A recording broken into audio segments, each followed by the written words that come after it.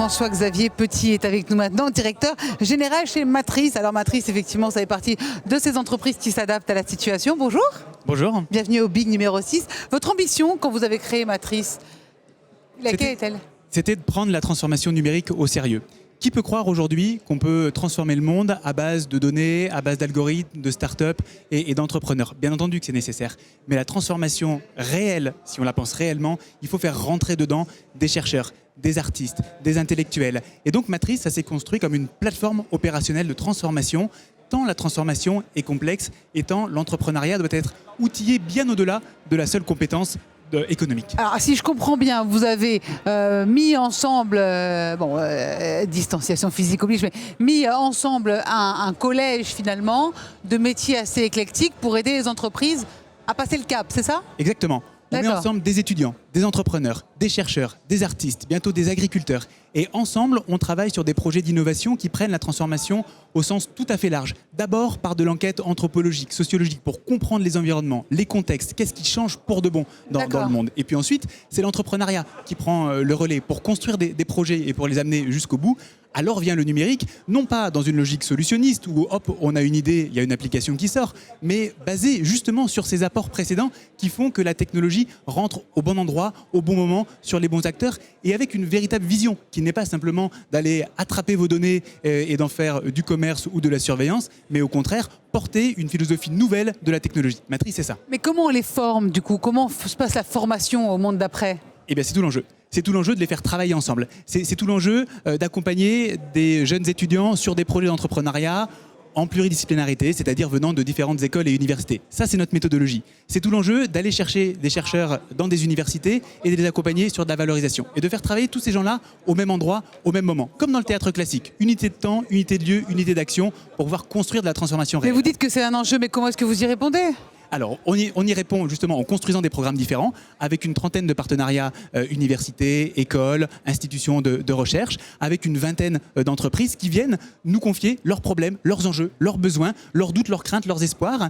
Et ensemble, via une méthodologie qui nous est propre et qui permet de faire discuter ensemble ces différents mondes, alors à ce moment-là, on arrive à faire germer des solutions inédites, respectueuses de l'attention, respectueuses des données et capables justement d'emporter une transformation réelle qui vient bouleverser l'ensemble de l'organisation de l'entreprise ou de l'institution en question. Et pour vous, sur quoi doit se baser cet enseignement de l'innovation ? Quel pilier ? Alors, pour moi, il y en a trois.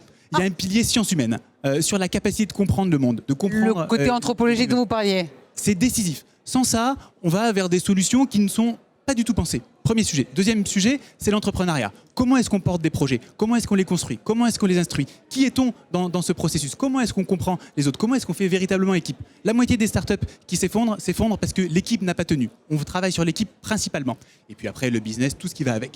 Deuxième pilier, l'entrepreneuriat. Troisième pilier, le numérique. Comprendre la technologie. Porter une vision différente de la technologie. Je disais, respectueuse des données, de l'attention, qui vient requalifier les gens et non pas leur piquer du savoir. Donc, sciences humaines, entrepreneuriat, technologie, c'est ça le mix qu'on doit construire, qu'on doit apporter aujourd'hui à des entreprises, à des acteurs publics pour construire une transformation réelle qui n'est pas gadget, qui n'est pas juste des petits objets numériques qui finalement ne servent à rien. Il faut comprendre la société si on veut pouvoir la transformer. Quand vous parlez de Matrice, vous dites que c'est un peu l'université du futur. C'est ça. Si je me trompe. Justement, à quoi ça ressemblera l'enseignement de demain ? C'est ça ? C'est basé sur 3 piliers ? C'est la collégialité ? Qu'est-ce que c'est ? Ça ressemble à ça, en effet. Ça ressemble à la capacité de casser les barrières disciplinaires. Ça suppose, donc, après de la formation très classique, de pouvoir justement mettre ces profils ensemble, pouvoir les faire travailler sur des projets, pouvoir leur faire développer une vision de la technologie et du monde, pouvoir les amener vers de la professionnalisation. C'est-à-dire c'est pas simplement des savoirs comme ça en l'air, c'est des savoirs appliqués à des contextes réels. Ça suppose de tester, ça suppose d'aller sur le terrain, de rentrer dans un apprentissage par l'action. C'est ça qui va faire l'université du futur. Donc sur des savoirs académiques, on peut construire toute cette couche, et c'est ce que fait Matrice comme institut d'innovation technologique et sociale, toute cette couche qui permet de se rapprocher du monde réel, du monde économique, pour que ces savoirs, si formidables soient-ils, touche à une réalité de nos quotidiens, de nos vies réelles, et pas reste simplement bien reclus dans les universités. Donc il faut être à la fois une école, une université, un centre d'art, un centre de recherche, un laboratoire d'innovation. Il faut être tout ça ensemble. C'est ça l'université du futur, c'est ça que Matrice commence à incarner, et c'est ça qui va permettre justement de faire advenir de la transformation réelle et pas simplement des petites choses dans les coins. Les entreprises, elles sont prêtes? Les entreprises sont prêtes, beaucoup le sont, et d'ailleurs elles doivent l'être. Si elles ne le sont pas, elles disparaîtront.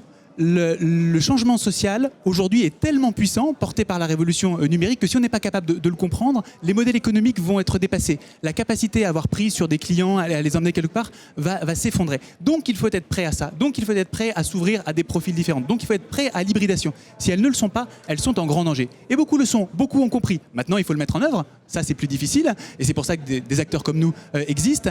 Mais il faut véritablement passer ce cap. Après l'avoir compris, il faut le faire. Alors justement, vous dites passer ce cap, mais après l'avoir compris, comment est-ce qu'on le comprend? Comment on le diffuse? Comment on a ce déclic?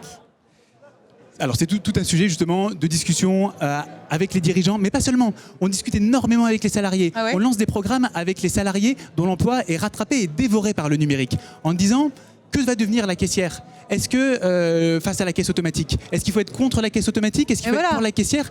Et c'est là qu'il faut qu'on invente des synthèses nouvelles. Moi, ma synthèse nouvelle sur le sujet, c'est de dire automatisons les métiers qui doivent l'être pour désautomatiser les humains et leur permettre de faire des vrais métiers d'humains. Donc comment est-ce que demain, dans l'hypermarché, les caisses seront automatiques, mais les caissières tiendront des stands de producteurs locaux, par exemple, pour pouvoir vendre les produits et incarner des circuits réellement courts, iront chercher les personnes âgées à la campagne pour les ramener à l'hypermarché, inventer ces métiers. Et c'est ça, cette évangélisation des entreprises, des acteurs publics qu'il faut pouvoir construire. C'est aussi notre rôle, nous innovateurs. On ne peut pas être juste dans notre bulle de start-up et parler d'intelligence artificielle. C'est sur le terrain réel, avec des acteurs qui n'avaient pas forcément ces enjeux, qui sont dans d'autres réalités, d'autres mondes. On doit aller les chercher. On ne peut pas juste se payer de mots ici entre nous, à Big, avec plein d'entrepreneurs très avancés, en laissant derrière nous le monde industriel tel qu'il fonctionne. Nous, notre responsabilité, c'est d'aller le chercher, et c'est ce qu'on essaye de faire. François-Xavier Petit, merci beaucoup. Directeur général de chez Matrice, donc l'université de demain. Merci.